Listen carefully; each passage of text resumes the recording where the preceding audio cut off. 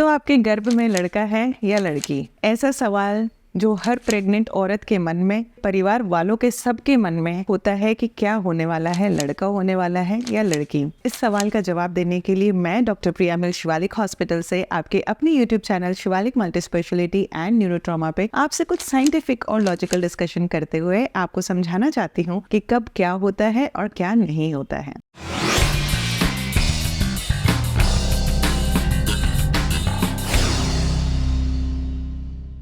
आप इसको नेट पे सर्च करिए कि लड़का होगा या लड़की, आपको लाखों इसके ऊपर थ्योरीज मिल जाएंगी। कुछ साइंटिफिक थ्योरीज मिल जाएंगी, कुछ आपको रिलीजियस थ्योरीज मिल जाएंगी, कुछ आपको गर्भ संस्कार में भी थ्योरीज मिल जाएंगी कि इस टाइम पे मिलिए, इन दिनों में संबंध रखिए तो आपके लड़का होगा। तो देखिए, इन बातों का आज मैं जवाब दूंगी कि आपको क्या करना चाहिए और क्या नहीं करना चाहिए। सबसे पहली बात, एक बहुत ही कॉमन सी थ्योरी है जिसमें ये कहा जाता है कि आप एकदम ओव्यूलेशन होते ही अगर आप मिलते हैं तो जो मेल में स्पर्म के जो क्रोमोसोम्स होते हैं एक्स एंड वाई, उसमें जो वाई क्रोमोसोम होता है वो एकदम तेज गति से जाता है, उसकी गति सबसे ज्यादा होती है। तो देखिए, ये जो थ्योरी है ये कहाँ तक पॉसिबल है, कहाँ तक नहीं, आप खुद ही इसमें दिमाग लगाइए।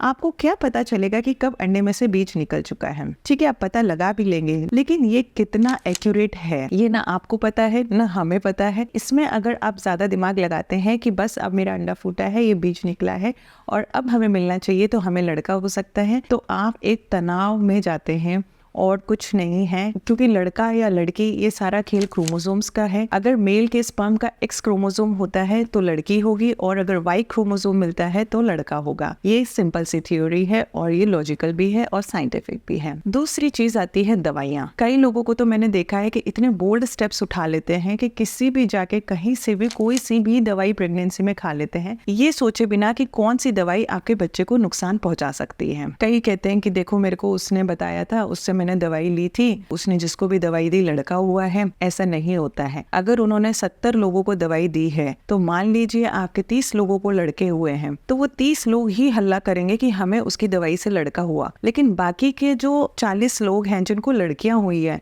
वो शांत बैठ जाएंगे, क्योंकि उनमें कोई जोश नहीं होगा, कुछ भी नहीं, क्योंकि उन्हें लड़की चाहिए नहीं थी और लड़की पैदा हो गई, तो वो शांत अपने घरों में बैठे मिलेंगे। किसी दवाई से कोई लड़का पैदा नहीं होता है, खेल सारा क्रोमोसोम्स का है।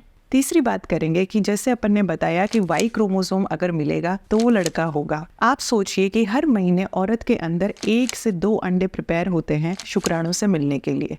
शुक्राणु आदमी में हमें कितने चाहिए? कम से कम 15 मिलियन शुक्राणु, जिसके अंदर 25% जो शुक्राणु हैं वो तेज गति वाले होने चाहिए, एक्टिवली मोटाइल होने चाहिए, जो कि उस अंडे तक जाके और एम्ब्रियो बनता है। अब आप ही सोच लीजिए कि कौन सा वाई शुक्राणु, कौन सा एक्स शुक्राणु, कौन करोड़ों शुक्राणुओं में कौन सा शुक्राणु होगा जो उस अंडे तक पहुंच के मिलेगा। ये सब कुदरत का खेल है, इसमें ना मैं ना आप कुछ नहीं कर सकते हैं।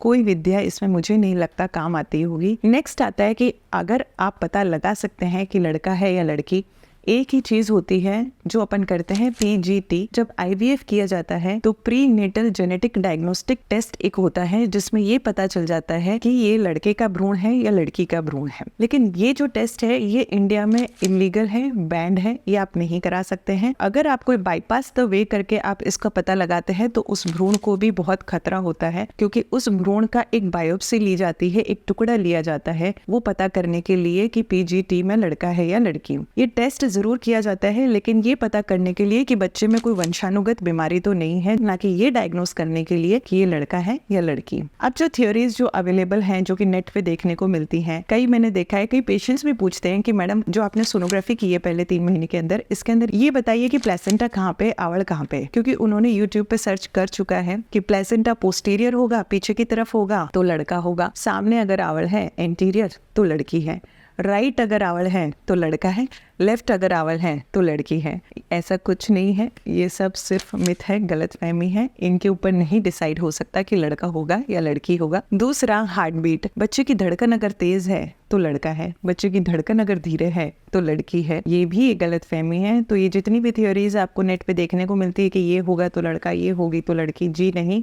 जैसा कि मैंने शुरुआत में बताया, सारा खेल क्रोमोसोम्स का है, और वो भी मेल के शुक्राणु के क्रोमोसोम। फीमेल के पास तो 2 ही हैं, एक्स XX उनका उससे कोई डिसीजन नहीं बनता है कि लड़का होगा या लड़की। ये डिसीजन डिपेंड करता है मेल के शुक्राणु के क्रोमोसोम्स के ऊपर, X या Y। अगर उसका X मिलेगा तो लड़की और उसका अगर Y मिलेगा तो लड़का। तो प्लीज़ इन चीज़ों में मत पड़िए, गलत फहमियों में मत पड़िए, कोई ऐसी दवाइयाँ मत लीजिए जिनको आप भ्रम में लेते हैं कि इनसे लड़का पैदा होने वाला है। तो मेरे ख्याल से आपको एक अच्छी लॉजिकल जानकारी मिल गई होगी इस टॉपिक को लेके कि लड़का होगा या लड़की। Thank you, be happy, be safe.